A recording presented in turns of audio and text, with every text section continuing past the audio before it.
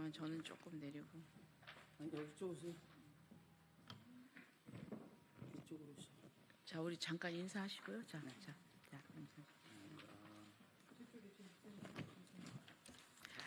네, 국민의힘 조배수 의원입니다.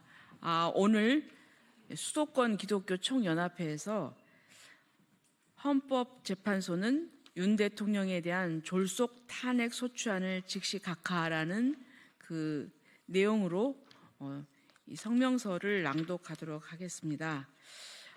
오늘 사회를 보실 분은 수도권 기독교 총연합회 박종호 목사님, 그리고 또 우리 서울시 기독교 총연합회 대표회장이신 심화보 목사님께서 발언해 주시고요. 또 인천시 기독교 총연합회 전 총회장이신 진유신 목사님, 또 건강한 경기도 만들기 도민연합의 신상철 상임회장님께서 발언해 주시고요. 그리고 또 이 교육 바로 세우기 운동본부의 박소영 대표께서 성명서를 낭독하도록 하겠습니다. 그리고 또 같이 참여하시는 분은 건강한 경기도 만들기 도민연합의 대외 총무인 노요한 목사님, 그리고 또 부천시 기독교 총연합회 전 사회특별위원장이신 성봉권 목사님, 그리고 또 수도권 기독교 총연합회 기획위원장이신 서유한 목사님께서 함께해 주시고 계십니다. 네, 성명서 낭독이 있겠습니다. 네, 감사합니다. 존경하는 국민 여러분, 그리고 언론 방송으로 수고하시는 기자 여러분께 깊이 감사의 말씀을 드립니다. 저는 수도권 기독교 총연합회 사무총장 박종호 목사입니다. 오늘 기자회견은 헌재는 윤 대통령에 대한 졸속 탄핵 소추안을 즉시 각하하라라는 주제로 진행을 하겠습니다. 지금 대한민국은 헌정 질서와 자유민주주의의 중요한 기로에 서 있습니다. 이번 탄핵 소추 과정에서 나타난 여러 문제점과 법적 논란은 우리 사회가 다시금 헌법과 정의의 가치를 되새길 필요가 있음을 잘 보여주고 있습니다. 오늘 이 기자회견의 자리를 통해서 우리는 헌법재판소가 공정성과 절차적 정당성을 지켜줄 것을 촉구하며 국민들의 올바른 생각과 뜻을 대변하려고 합니다. 오늘 기자회견의 순서를 시작하겠습니다. 오늘 서울시 기독교 총연합회 대표이장이신 심화보 목사님 발언해 주시겠습니다.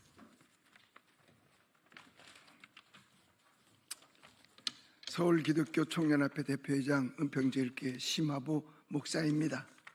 먼저 무안공항에서 있었던 항공기 참사에 가족을 잃은 분들에게 하나님의 위로가 있기를 기도합니다.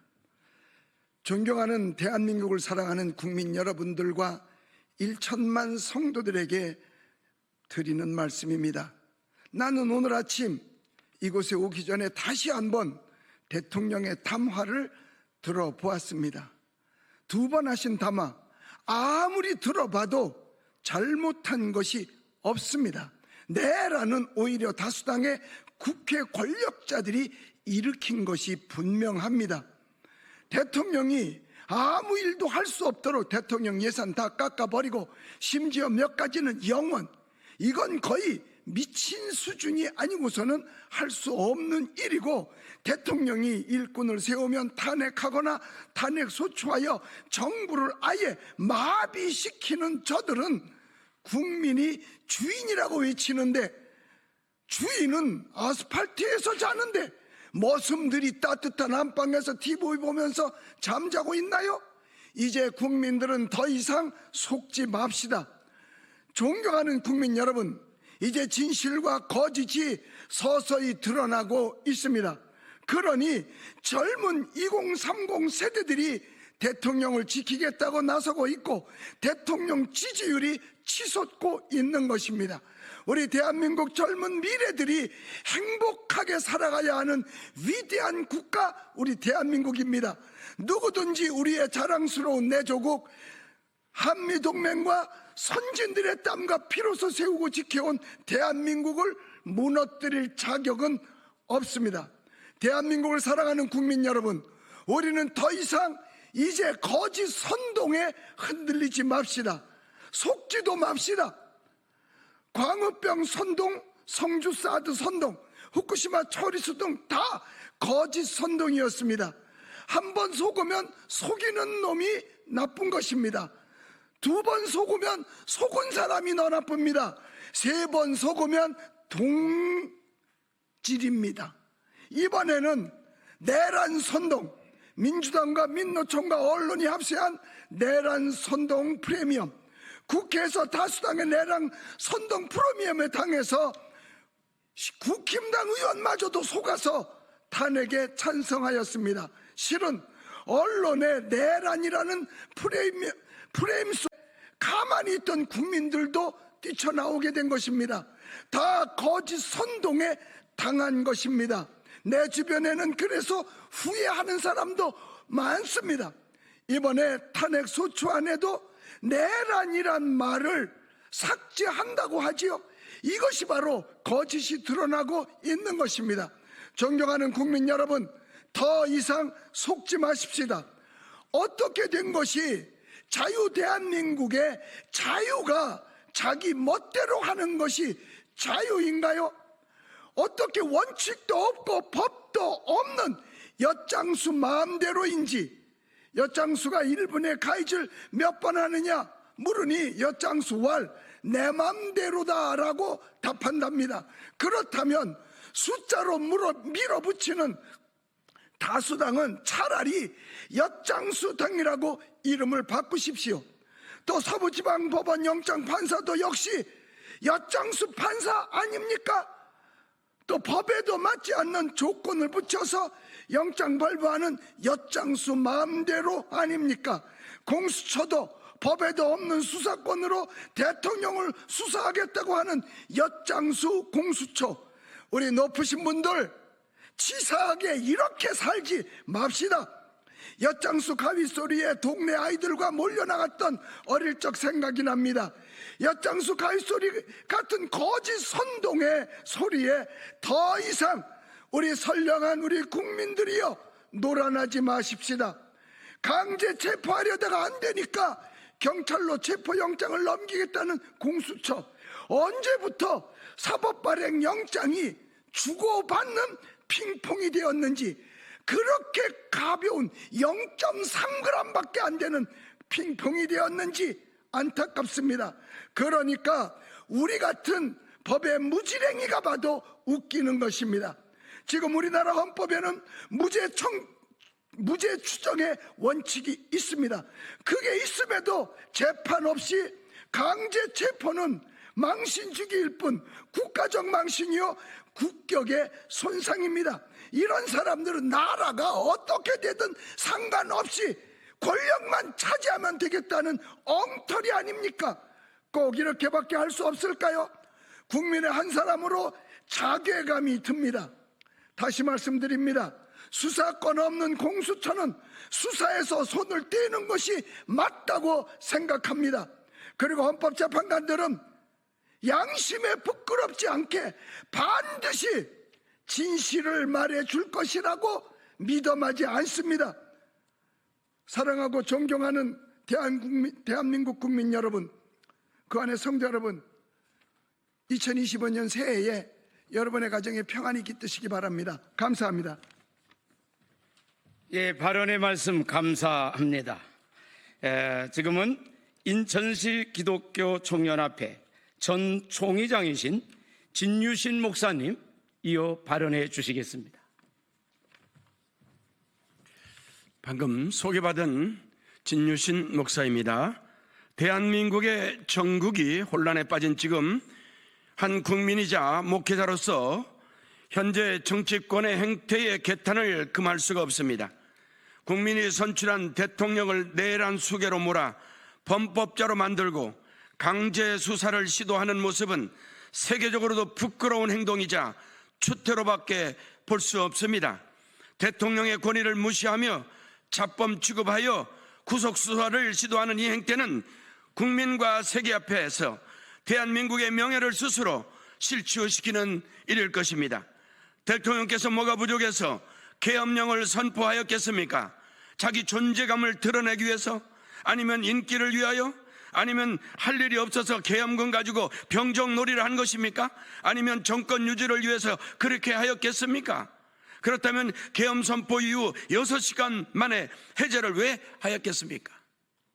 대통령께서 계엄의 취지를 발표하신 대로 대한민국의 자유민주 체제를 흔들려 하는 반국가 세력을 처단하고 발본색원할 뿐만 아니라 부정선거를 바로잡고자 한 것이었다고 말하고 있습니다. 하지만 대한민국의 언론들은 대통령의 계엄 취지를 보도하지 않는 것은 무슨 이유입니까?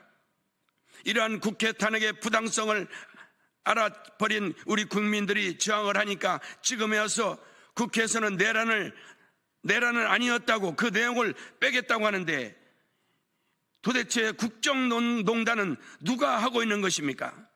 그러므로 헌재는 윤 대통령에 대한 졸속 탄핵 소추안을 즉시 각하하라, 즉시 각하하라, 즉시 각하하라.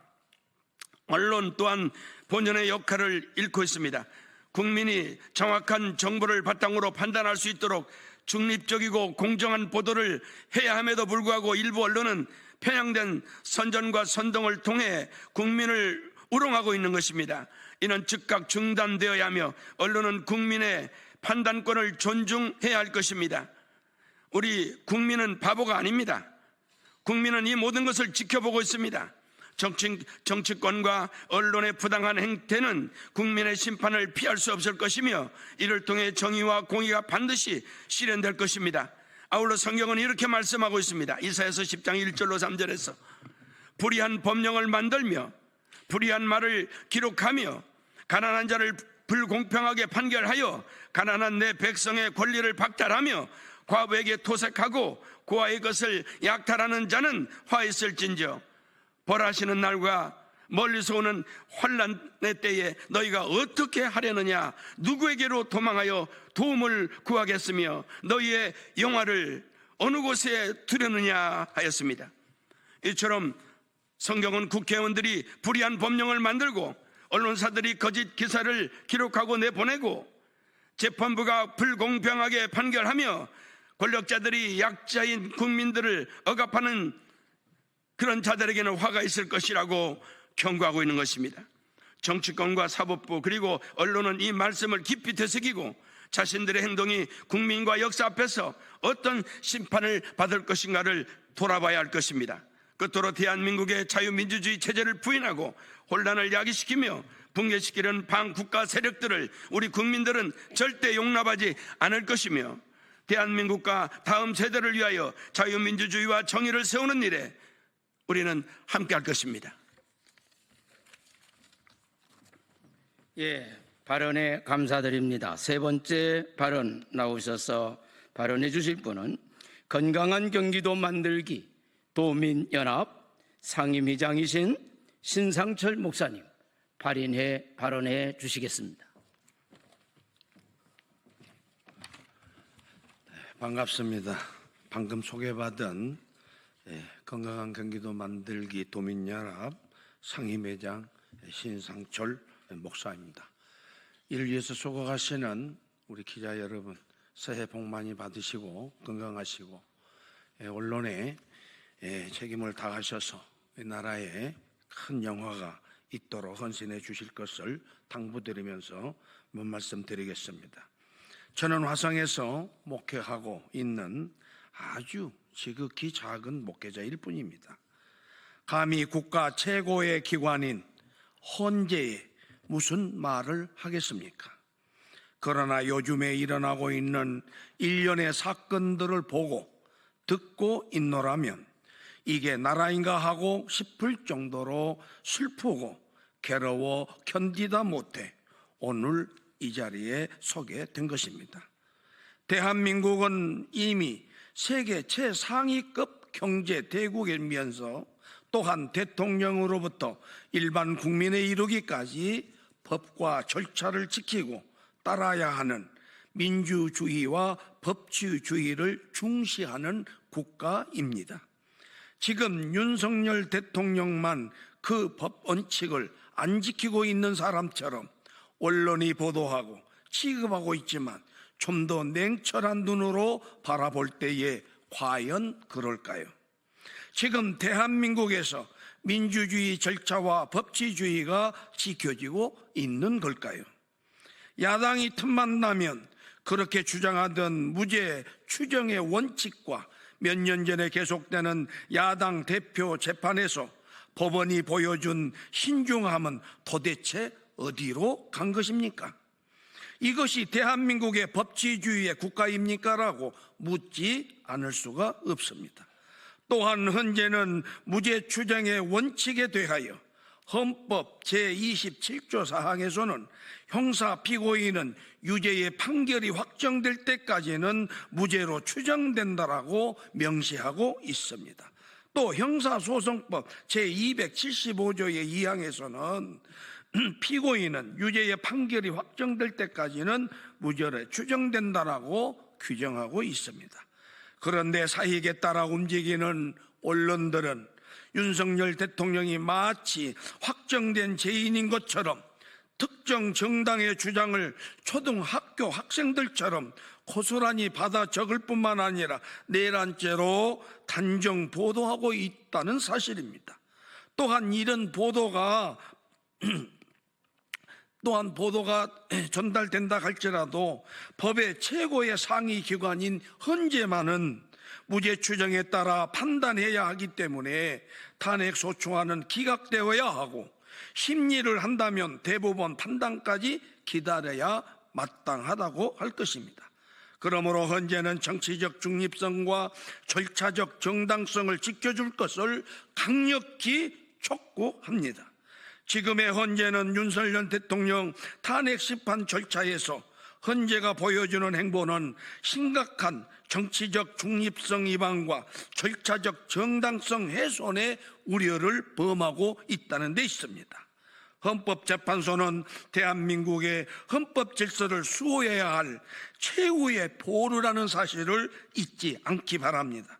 그러므로 헌법재판소가 정치적 중립성과 절차적 정당성을 지켜줄 것과 졸속으로 처리된 탄핵 소추안을 기각해 줄 것과 무죄 추정의 원칙에 의거하여 수사가 끝나고 대법원 3심이 확정될 때까지 심리를 멈춰줄 것을 강력히 요청하는 바입니다. 감사합니다. 네, 세 분의 발언 감사드립니다. 이 시간에는 성명서 낭독이 있습니다. 교육 바로 세우기 운동본부 대표이신 박소영 대표님 성명서 낭독해 주시겠습니다.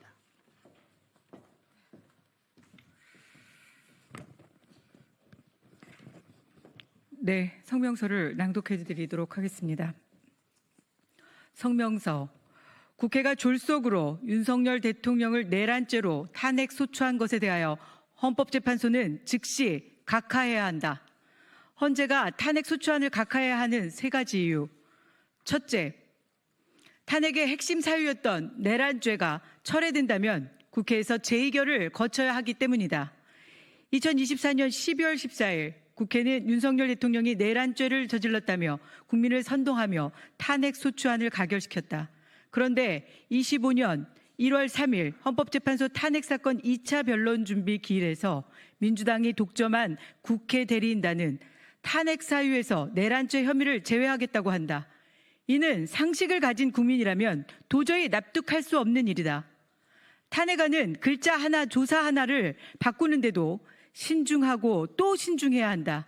탄핵소추안 주요 내용이 변경된다면 당연히 이에 대해 탄핵소추를 의결한 국회에 다시 뜻을 묻는 게 지극히 상식적 처사라 할 것이다.